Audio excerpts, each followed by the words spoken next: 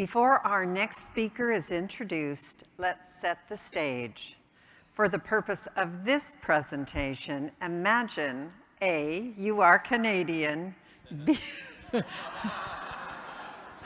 B, you are 50 to 65 years of age or older. That's a toughie, yeah. 60, you have been working on your personal financial plan. This presentation consists of selected highlights from hundreds of 6-hour workshops. Let's meet distinguished Toastmaster, Freddie Doctorum.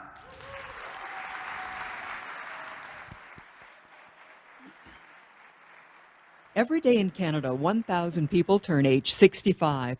2/3 report that they have a financial plan, but only 15% have a lifestyle plan. Freddie Doctorum has been helping people plan their futures for more than 30 years. She's a member of 4 professional organizations and is a registered retirement consultant and professional retirement planner. Freddie writes for the Current Trends publication of the Canadian Institute of Financial Planners. Her expertise has been featured in the Globe and Mail, Canada's national newspaper. And she is a guest on radio programs and a popular keynote speaker for meetings and conferences. She helps people on the cusp of retirement create exciting plans for their golden years. Her participants are folks just like you. The purpose of today's presentation is not to provide answers, but to provide a framework to start planning your fulfilling future. Please welcome Freddie Doctorum, retirement lifestyle planning expert. With your retirement prescription, it takes more than money.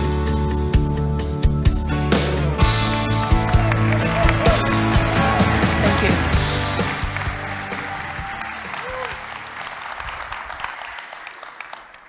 How many of you know somebody that is counting the days until their retirement? Hey, George, how much longer? Oh, I've only got 2 years, 11 months, and 14 days, but who's counting? But then the day arrives. It's the party. There's gifts, there's family, there's friends, there's cake. You are free, and off you go to the rest of your life. You go home, you sleep in. You tackle the honey-do list. You take a vacation. But then what? What are you going to do with the rest of your life? You've all seen the ads for retirement planning.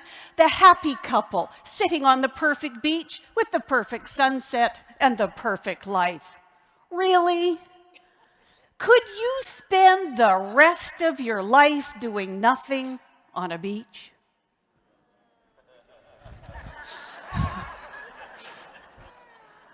Well, if you were like most Canadians and honestly answered, you would say no. It's a nice thought, but probably not. You've worked on your financial plan. You've got your finances in order. You've got a beautiful document. It's got charts and graphs and numbers. But retirement planning has 2 elements: time plus money. It's important to have a lifestyle or retirement plan. You don't want the Freedom 55 to turn into the Freedom 99. Let's meet Brad. Brad could have and should have retired, but he was afraid of the long days and weeks with nothing to do. He said to me, "Freddie, I want to retire on the morning of my funeral." He said, "I don't want my golden years to turn into bitter medicine. I am looking for the perfect retirement prescription." Prescription. You can't open a magazine or turn on the TV without seeing all of those ads for potions and pills and lotions that the drug company thinks that we need as we age. Do you want to stay a manly man? Take this little blue pill. Do you want to stay a confident and desirable woman? Jab a little Botox, or maybe wear that sexy plastic underwear. Does it work? Depends.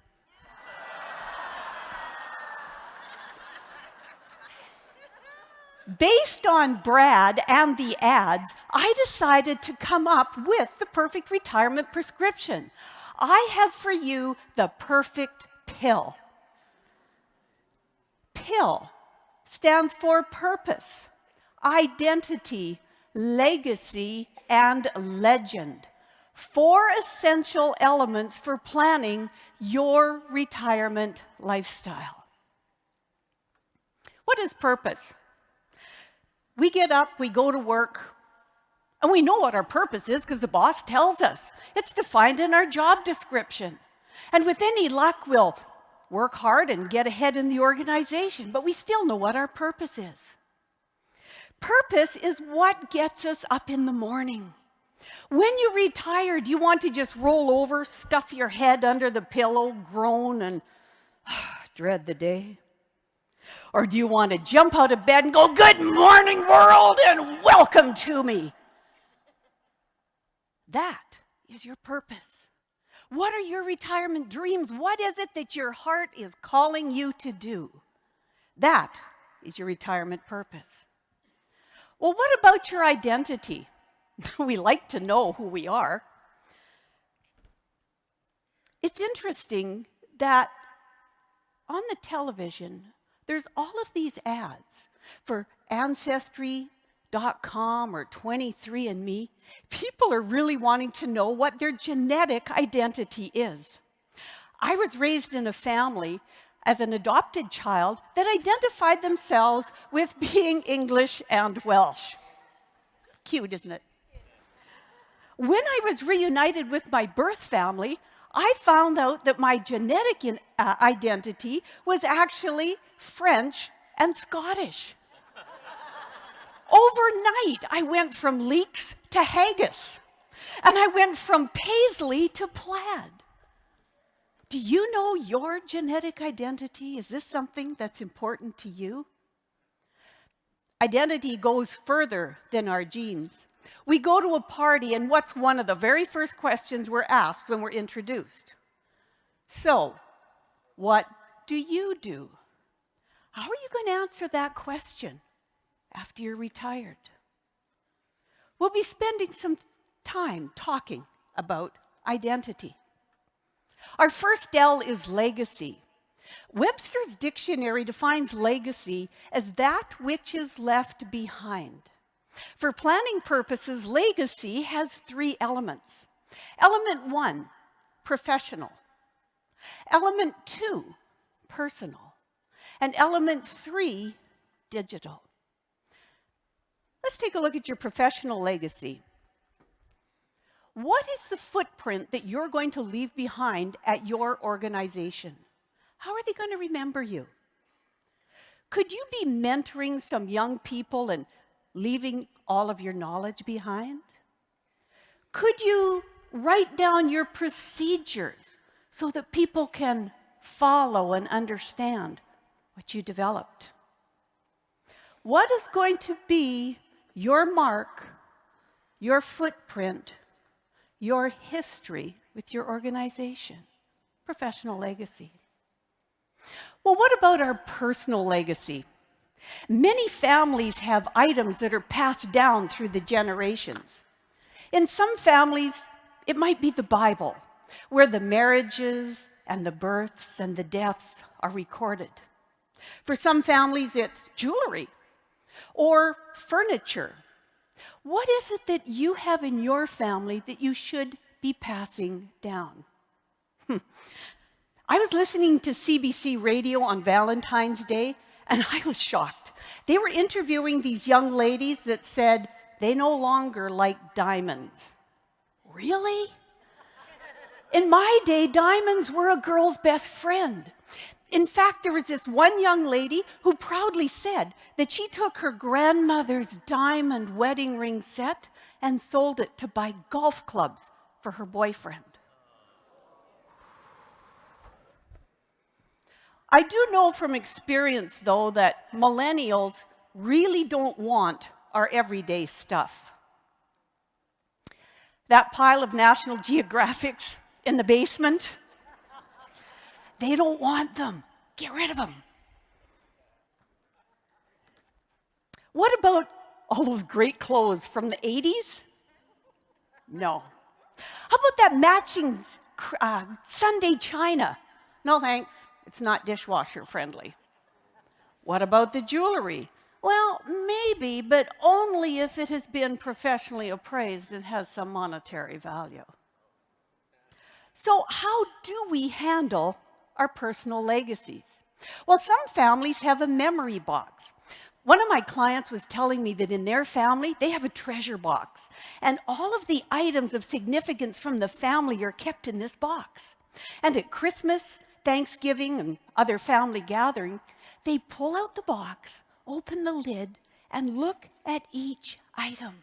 And they share the story and the history. But what if your things are too big for a box? Well, possibly what you could do is take a photograph or maybe have a picture painted of these items. You could then take and give everybody in the family a copy of the picture with the story attached. And then when the elderly relatives go into their care facility, they could take the picture or the photos or the album, and they could remember and reminisce and still have a piece of that family legacy. What can you do in your family? Let's talk about your digital legacy. Many of us have online bank accounts, maybe e-trading accounts, and certainly social media. This is a new area of planning that has to be very carefully considered. Have you thought about what is going to happen to all of your online accounts and presence when you're no longer here? This needs to be carefully spelled out, clearly and legally in your will.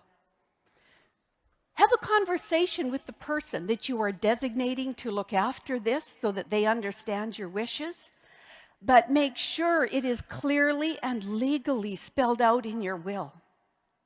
If the RCMP and the FBI can't get into your accounts, your executor will not be able to either. This is a new area that requires a lot of very careful planning and consideration. Seek professional legal counsel when you're setting this up. Well, our next L is for legend. This is the stories. Do you know your family story? I was fortunate to be raised in a family of storytellers. And in the last 4 years of his life, Dad collected stories and pictures from all of the branches of the family. And he wrote and published this book. What a family treasure.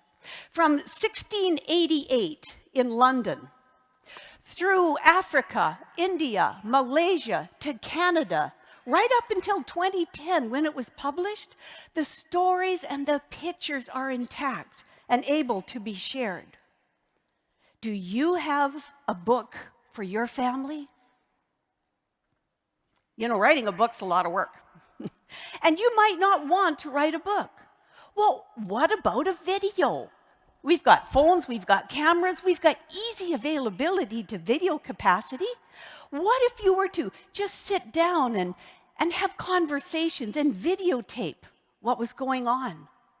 Our family has one 3-minute video of my dad talking about some of the family stories.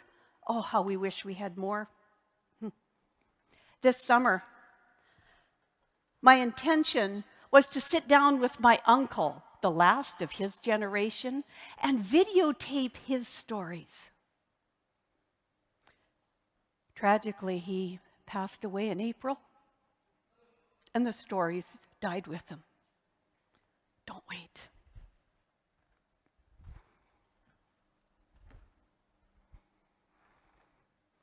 What I'm going to do is, I'm going to share now the model and how it works for some real people. Remember Brad? Brad was your typical hard-driving, type A alpha male, self-made man. He came to Canada as a penniless immigrant right after the Second World War.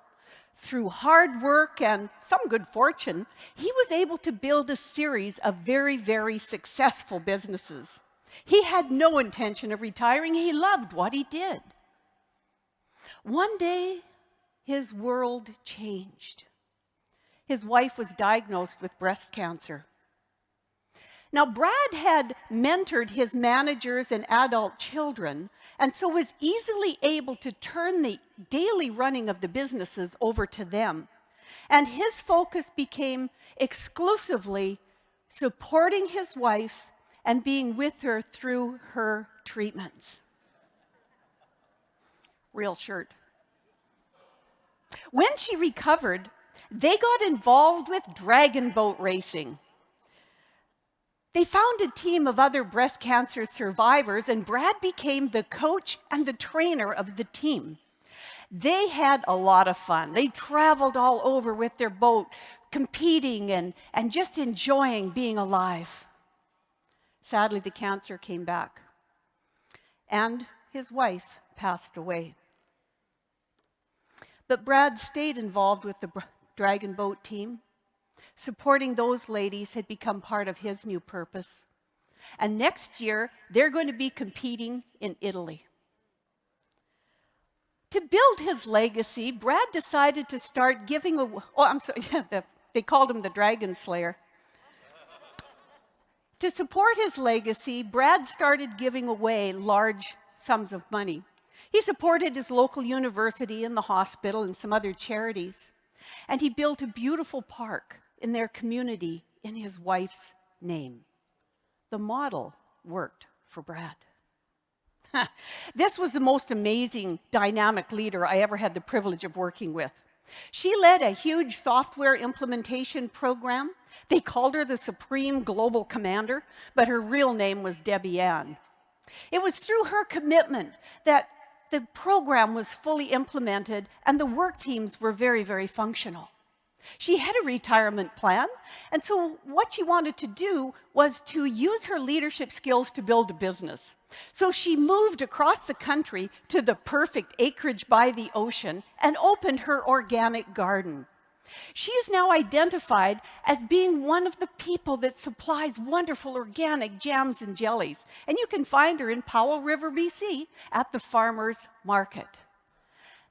Now you might be sitting here going, you know, that's all well and good, but it doesn't really apply to me. That's okay, but let me tell you about Grace.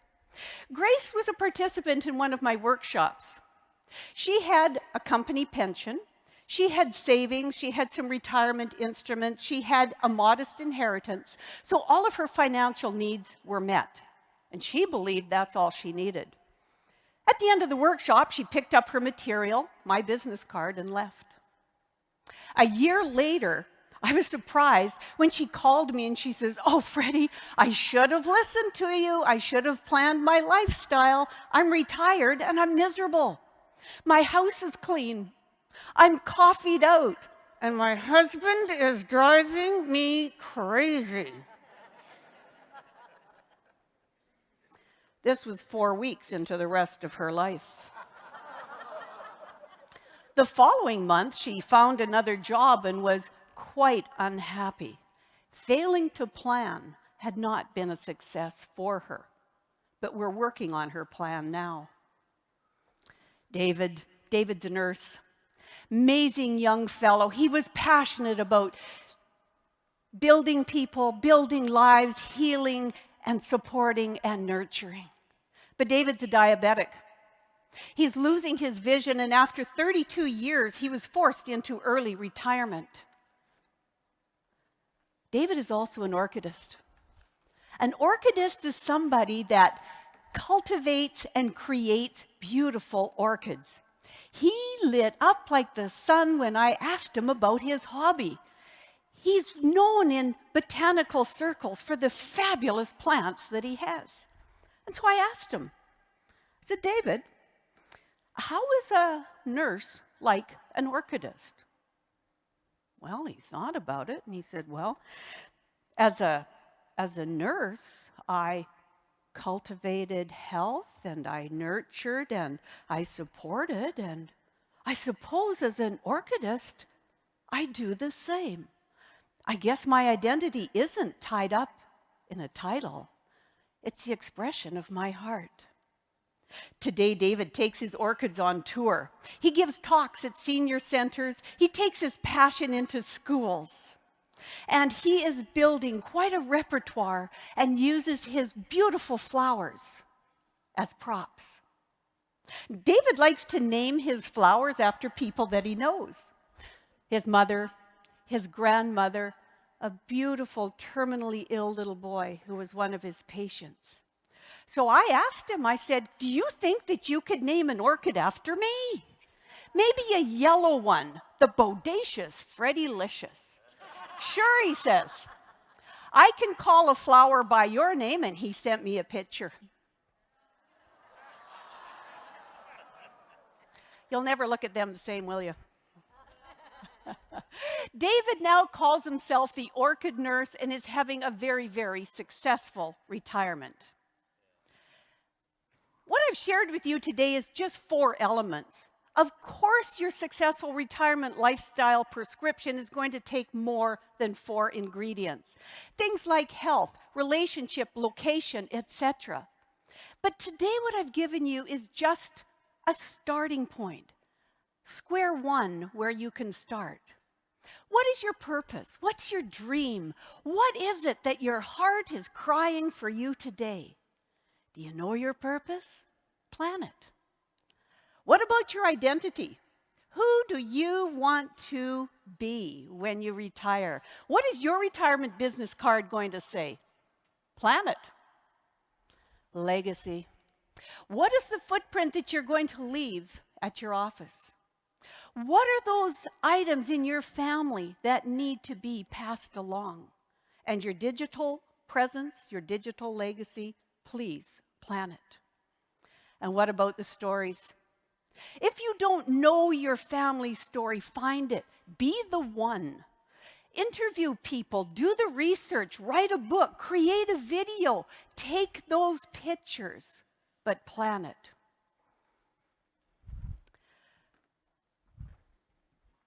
Retirement success takes more than money. You don't want to be like my grandpa Bill. He retired, sold his business, had plenty of money, but no plan for his life. He went home, sat in the corner, looked out the window, and complained about the neighbors until the day he died. My dad was involved with the community and wrote a book. Bill did not have a successful retirement. My dad did. Your retirement plan is absolutely important. And certainly, you need to work on it. If you have the retirement plan, and if you have a pill to go with it, you can build a very, very successful retirement. Your retirement prescription definitely takes more than money.